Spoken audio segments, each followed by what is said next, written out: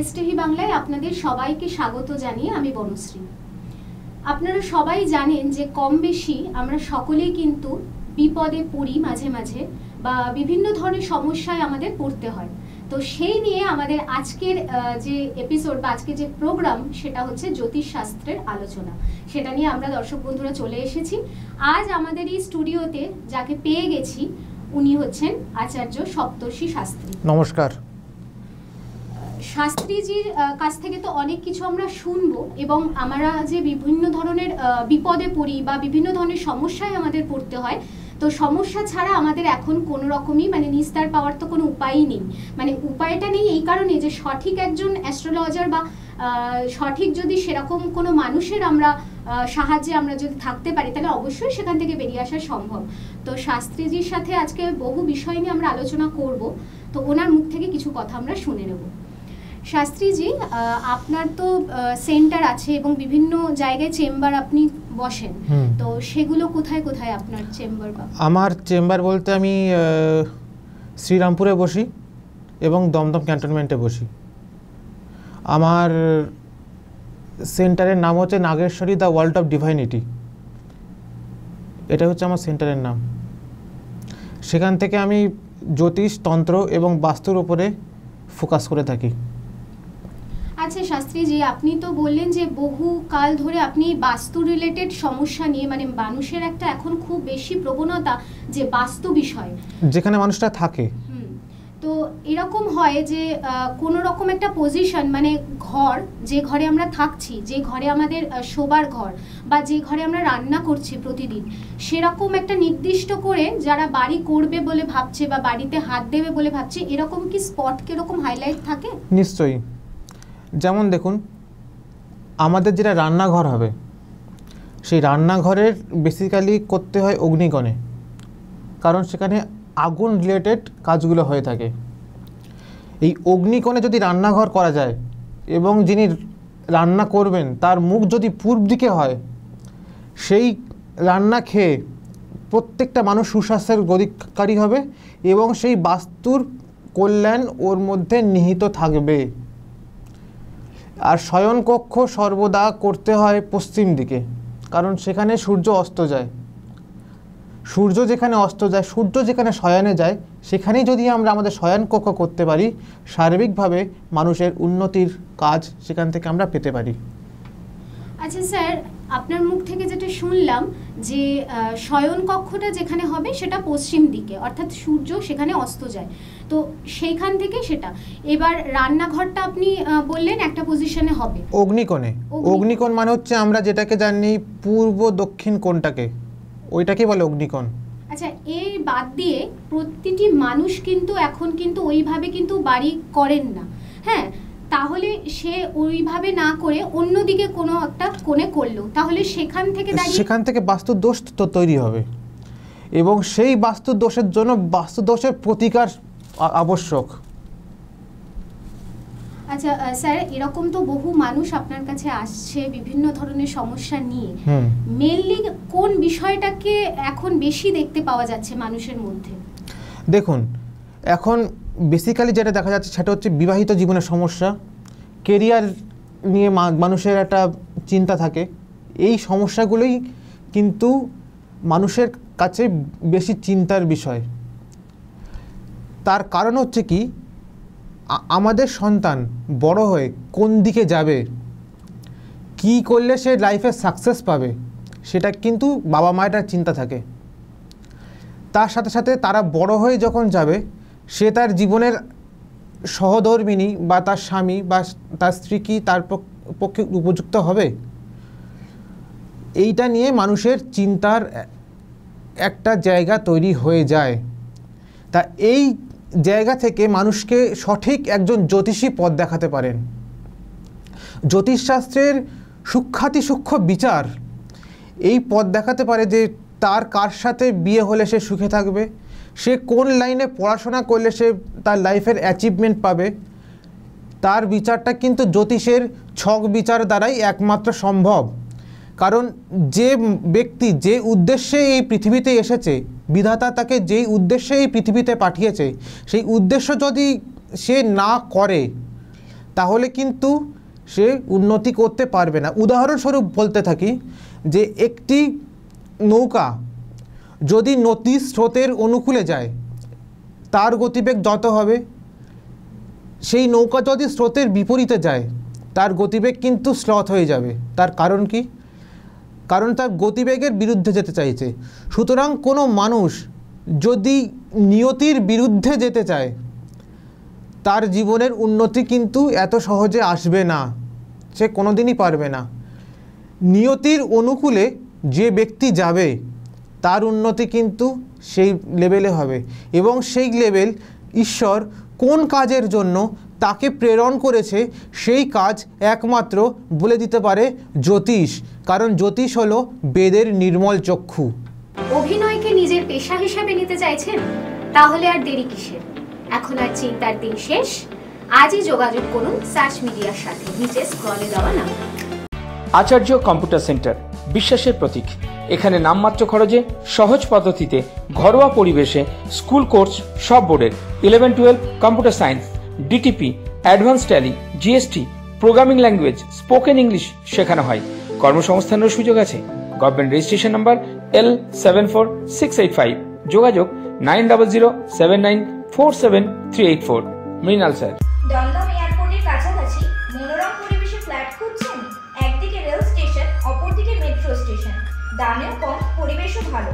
ইচ্ছুক ব্যক্তিরা আজই যোগাযোগ করুন 6289884890 এই নাম্বারে। আচ্ছা স্যার, এই যে আপনি বললেন যে এই এত কিছু সমস্যা নিয়ে যখন মানুষ আসে আপনার কাছে, বিভিন্ন রিলেটেড হতে পারে, সেটা বাস্তু হতে পারে, বিয়ে হতে পারে, কেরিয়ার হতে পারে, তো সেই রকম প্রতিকার করতে গেলে সবসময় কি মানে স্টোন বা পাথর এর কি সাহায্য নিতে হয়? দেখুন, গ্রহরত্ন তো জ্যোতিষের একটা পার্ট, গ্রহরত্নের সাহায্য নেওয়া যায়। এছাড়া তন্ত্রের কিছু কাজ, তন্ত্রের কিছু প্রয়োগের মধ্যে দিয়েও কিন্তু আমরা সেই প্রতিকার করতে পারি। এবং শুধু তন্ত্রের প্রয়োগ নয়, তন্ত্র, জ্যোতিষ এবং বাস্তু প্রতিকার, এই সব কিছুর মধ্যে দিয়ে কিন্তু তার প্রতিকার করা সম্ভব। আচ্ছা স্যার, এরকম বহু মানুষ আছেন যারা ডেট অফ বার্থ জানে না। হ্যাঁ, মানে আমি বলি ব্যাপারটা হচ্ছে যে ডেট অফ বার্থ জানে না, তার টাইমিংটাও সে জানে না, সে কোন সময় জন্মেছে। তাহলে তার ক্ষেত্রে কি করে জীবন বৃত্তান্ত বা জীবন এর ব্যাপারটা জানা যাবে পুরো? তাকে হোরারি সিস্টেমে ফেলতে হবে। সেটার ব্যাখ্যাটা একটুখানি দর্শক। এটা জ্যোতিষীদের মধ্যে একটা ভক্ত যখন আমার কাছে আসবে সেই সময়টা ধরেও কিন্তু একটা বিচার করা যায়। তৎসহ তার হস্তরেখা দিয়েও কিন্তু তার প্রতিকার সম্ভব। কারণ কথায় বলে, যার নেই কোষ্ঠী হাত তার যষ্টি। তাই যে ব্যক্তির ডেট অফ বার্থ নেই বা তার ডেট অফ বার্থ বলতে পারছে না, হোরারি সিস্টেম এবং হস্তরেখার মধ্যে দিয়েও কিন্তু তার প্রেডিকশন করা সম্ভব। দর্শক বন্ধুরা, আপনারা বুঝতেই পারছেন যে বহু মানুষ কিন্তু আজ কিন্তু বিপর্যস্ত, বিভিন্ন ধরনের সমস্যায় তারা পড়ছেন, এবং বিভিন্ন সমস্যা, সেটা বিয়ে সংক্রান্ত হতে পারে, কেরিয়ার সংক্রান্ত হতে পারে।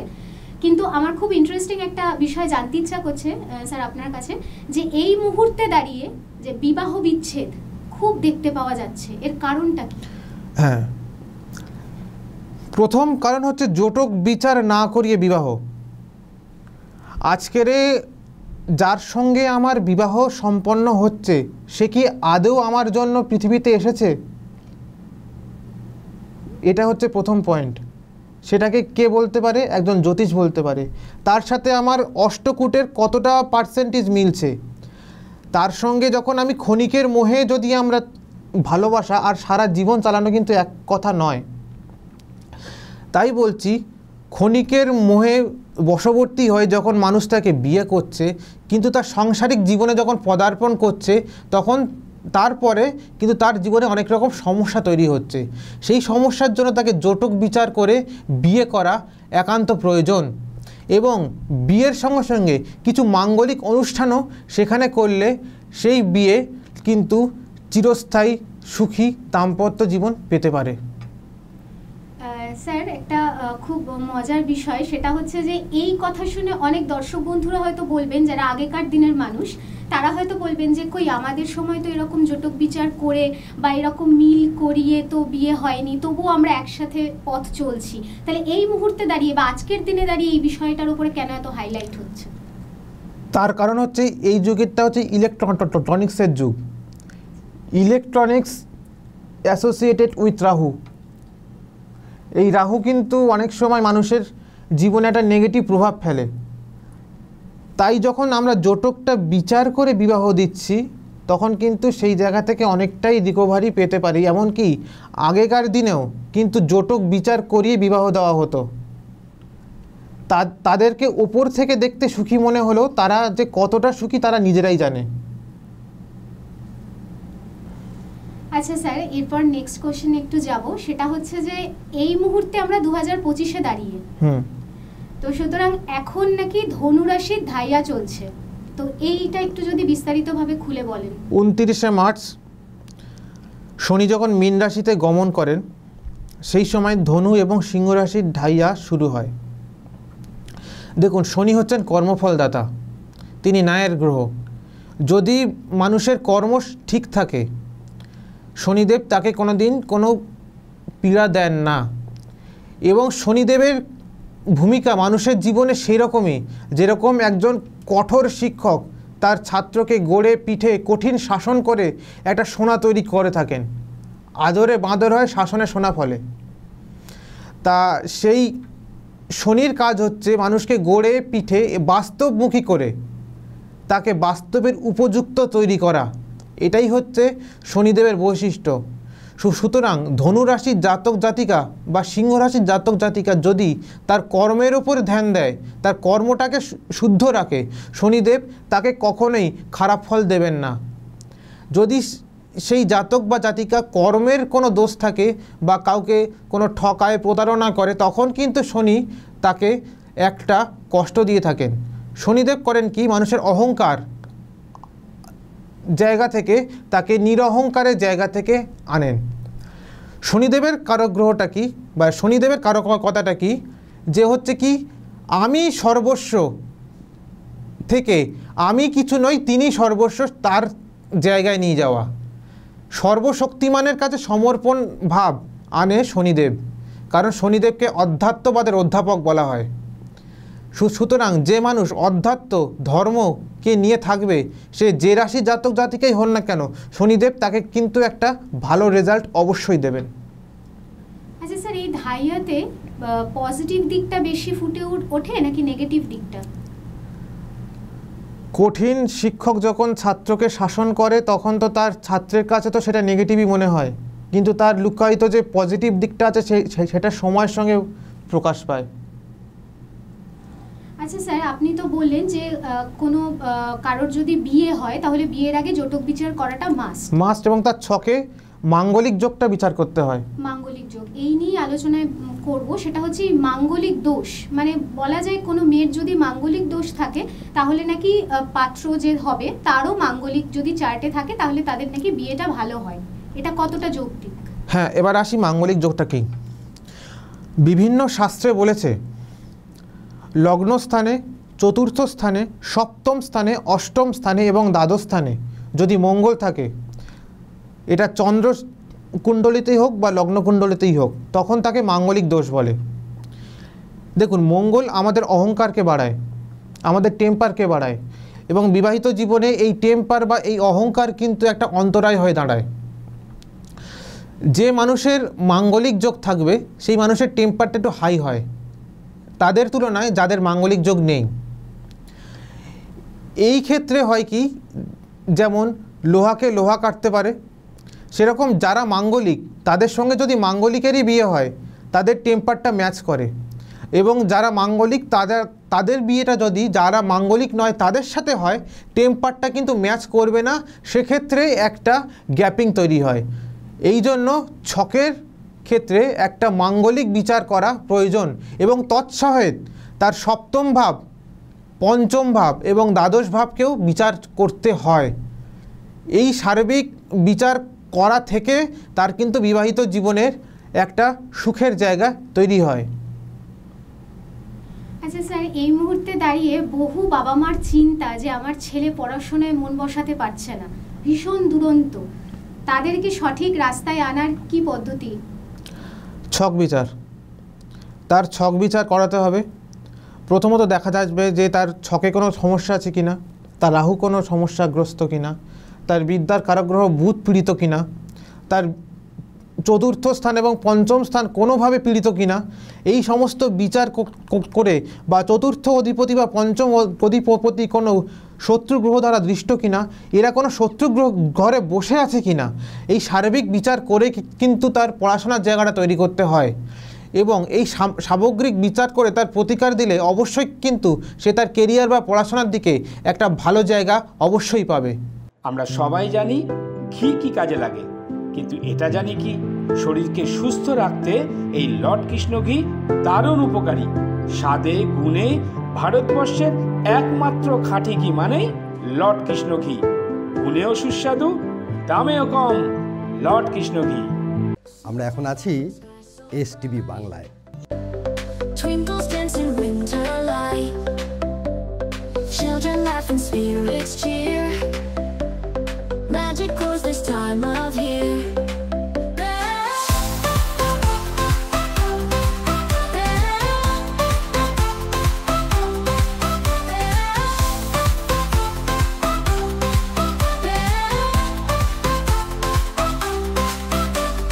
Jolly jingles fill the air, whispers of joy everywhere.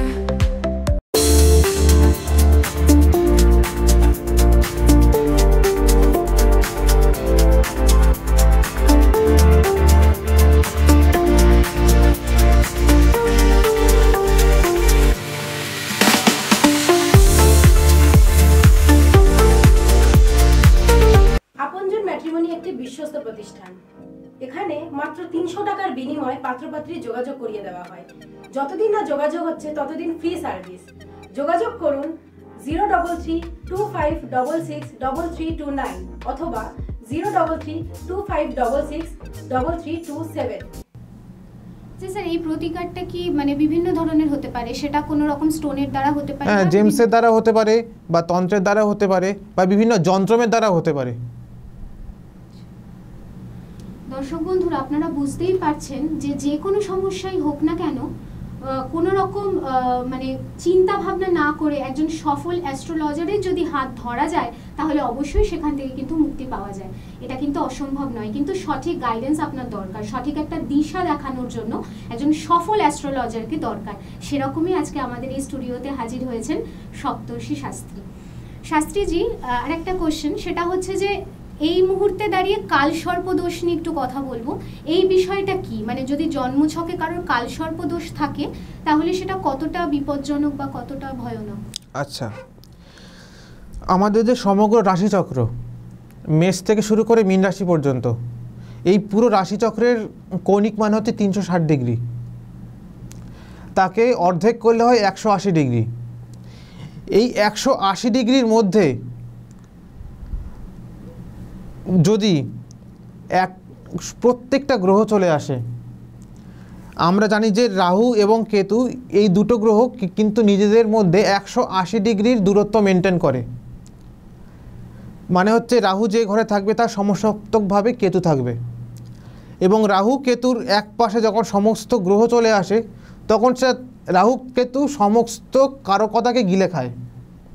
ঠিক আছে, তা এই কারকতাকে যখন সে গিলে খাচ্ছে তখন রাহুকে বলা হচ্ছে কাল এবং কেতুকে বলা হচ্ছে সর্প। এই কাল এবং সর্পের মাঝখানে সমস্ত গ্রহ চলে আসতে তাকে বলা হয় কাল সর্পযোগ। এই কাল সর্পযোগ মানুষের মানসিক বিড়ম্বনা ঘটায়, তার কনফিডেন্স লেভেলকে ডাউন করে, তার কেরিয়ারে বারবার বাধা এবং প্রতিকূলতার সম্মুখীন করে। সে চাইতেও কোনো কাজ করতে পারে না, সে বারবার চেষ্টা করলেও সে ব্যর্থ হয়।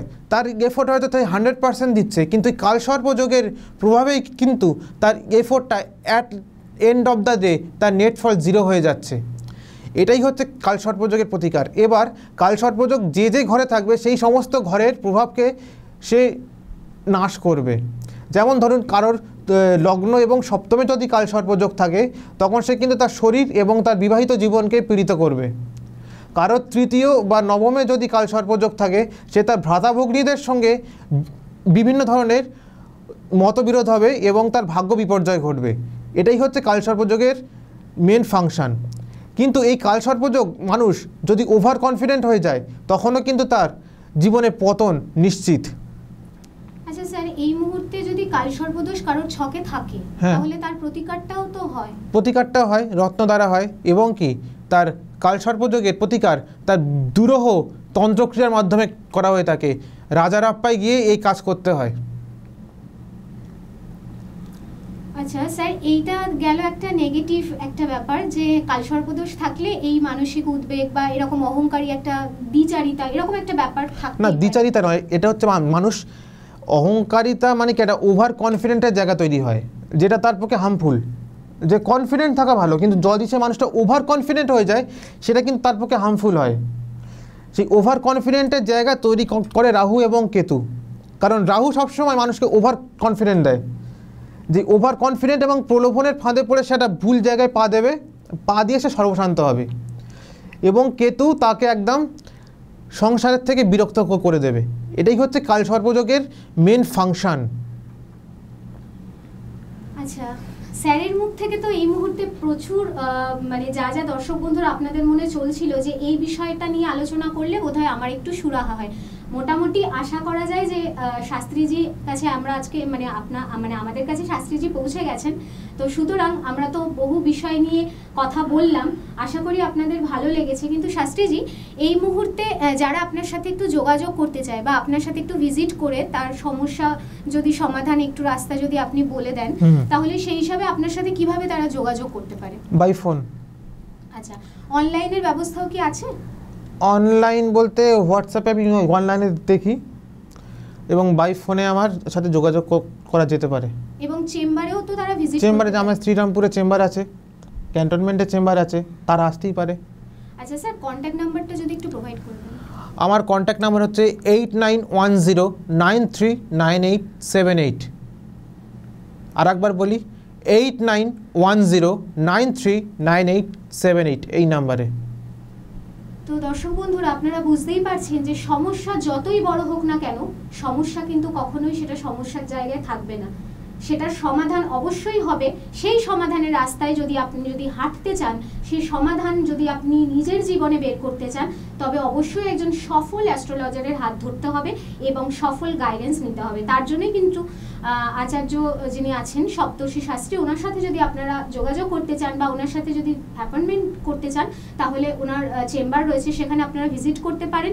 এছাড়াও ওনার কন্ট্যাক্ট নাম্বার, সেখানেও আপনারা কথা বলে সেটাতে আপনারা ভিজিট করতে পারেন। এবং আজকে দিন ভীষণই ভালো যাবে অবশ্যই। শুভ নববর্ষ। হ্যাঁ, শুভ নববর্ষ তো আসছে, আগামী দিনে নতুন বছরকে আমরা স্বাগত জানাচ্ছি। অবশ্যই আপনাদের ভালো যাবে। অবশ্যই একটা কথা, সেটা হচ্ছে পজিটিভ ভাইবস, পজিটিভ মাইন্ড, এই নিয়ে কিন্তু পজিটিভ ল অফ অ্যাট্রাকশন। যদি আমরা পজিটিভ চিন্তা করি, পজিটিভ ইউনিভার্স আমাদের অলওয়েজ পজিটিভই দেবে। যদি আমরা নেগেটিভ চিন্তা করি, ইউনিভার্স থেকে আমরা নেগেটিভ ফিডব্যাকই পাবো। একদমই তাই দর্শক বন্ধুরা, এটাই যে আপনারা সঠিক চিন্তা করুন, সঠিক একজন অ্যাস্ট্রোলজারের হাত ধরুন, তবে অবশ্যই কিন্তু সমস্যা থেকে বেরিয়ে আসতে পারবেন। আজকের অনুষ্ঠান এই পর্যন্তই। এসটিভি বাংলা সর্বদাই নতুনের জন্য এবং নতুনদের আগ্রহ দিতে বিভিন্ন ধরনের অনুষ্ঠান আমাদের চলছে, এবং নেক্সট প্রোগ্রাম দেখার জন্য অবশ্যই আমাদের চ্যানেলে কিন্তু চোখ রাখতে হবে। নমস্কার। নিবেদন করছে এসটিভি বাংলা, সঠিক কথা সহজে বলা।